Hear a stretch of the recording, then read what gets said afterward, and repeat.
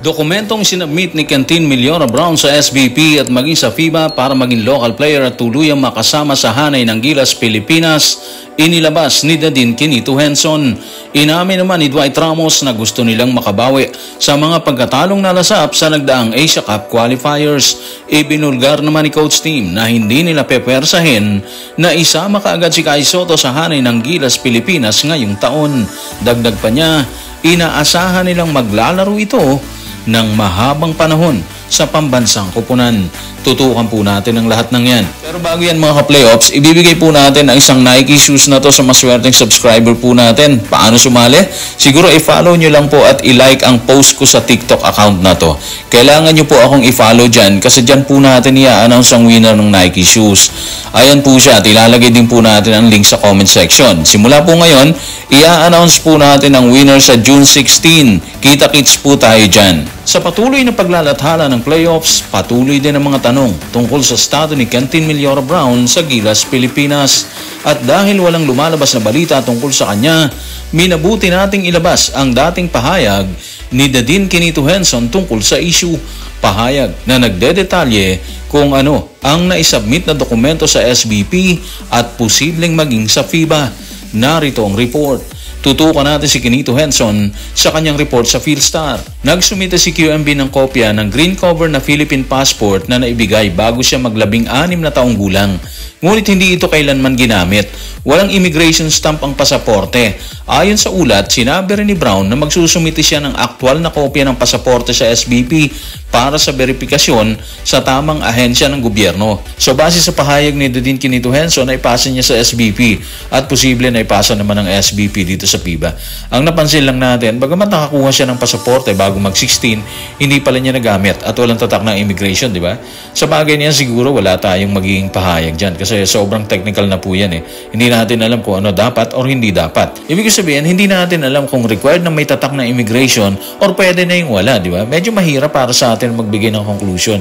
Hindi tayo expert para dyan eh. Ang malinaw, may passport talaga siya na nakuha bago mag-16. Na-publish ni Dadin ang artikulo isang banang nakalilipas pero hanggang sa kasalukuyan, wala pa rin tayong anumang balita na nakukuha mula sa pamunuan ng SBP. Kahit si Al Francis Chua na dati vocal sa pagbibigay ng info tungkol dito, hindi na rin siya naglalabas ng pahayag. Si Coach Team ganun din, wala din siyang inilalabas na pahayag.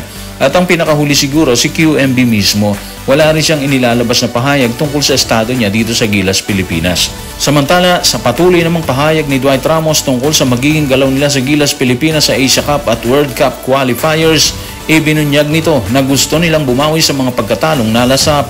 Matatanda ang natalo ang Gilas sa mga koponan ng New Zealand at Chinese Taipei sa huling sigwada ng qualifiers. Narito ang report.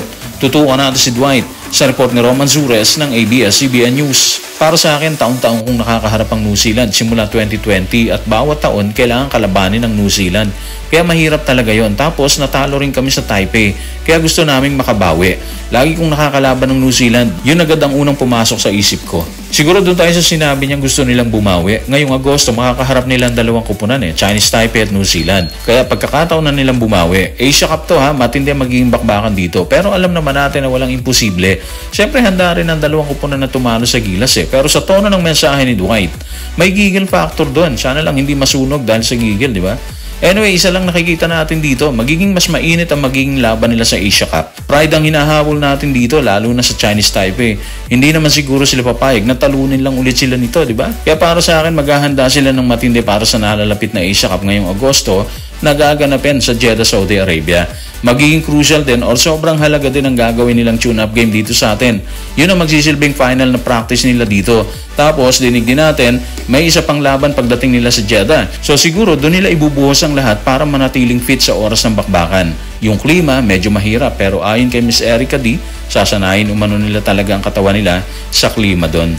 Kung inilahad ni Dwight ang kagustuhan ng Gilas na makabawi sa pagkatalo, inilahad din ni Coach Tim Cone ang inaasahan niya kay Kai Sotto na kasalukuyang naka-sideline bunga ng katatapos na operasyon sa ACL injury. Ayon sa kanya, hindi nila mamadalian si Kai Sotto pero umaasa din umano siya na matagal nila itong pakikinabangan sakaling makabalik. Narito ang kanyang paglalahad. Tutukan natin si Coach Team sa report ni John Ballesteros ng One Sports. Hindi namin mamadaliin si Kai na bumalik agad sa national team. Inaasahan kong maglalaro pa rin si Kai para sa national team pagdating niya ng 35. Alam mo yun talaga ang goal eh. Maglalaro pa siya sa mga panahon na yan kaya hindi namin siya bibiglain na bumalik ngayong taon. Okay, so kung maalala natin mga ka-playoffs, minsan na nilang sinabi na inaasahan nila si Kai ngayong Oktubre. Ngayong taon po yan ha. Sabi nila baka pwede na kasi sigurado daw magaling na si Kai. Tapos nung ma-interview si Tony Ronzone ng Wasserman, pinabulaanan naman niya na babalik si Kai sa Oktubre. Sabi niya sobrang maaga pa, di ba? So parang base sa pahayag ngayon ni Coach Team, nagbago na siya ng inaasahan kay Kai Sotto. Hindi daw muna nila pepersahin dahil alam nila na marami pa namang oras or panahon si Kai Sotto na maglaro sa national team. At base sa kanyang pahayag, posibleng walang Kai Sotto ngayong taon sa unang window ng qualifiers kung saan kasama ng gilas ng New Zealand, Australia at Guam. Ang malinaw, posible si Kai next year. Naghilom na sigurado ang kanyang operasyon doon. Ibig sabihin, safe na kung babalik siya sa ganung panahon, di ba? Parang naiisip ni Coach Team na sobrang delikado pa talaga kung pipersahin nila si Kai Sotto. Mas magiging mahirap sa gilas yun. Kaya siguro, hindi na baling wala muna siya sa ilang bakbakan. Basta siguro sa susunod, magagamit na siya ng todo-todo. Okay yun. Hindi lang security ni Kai nakataya doon eh. Security ng programa ng gilas na nakataya din doon. Mas maganda kung magagamit natin ng mas matagal kumpara sa isa lang agad tapos injured na naman. So guys, maraming salamat.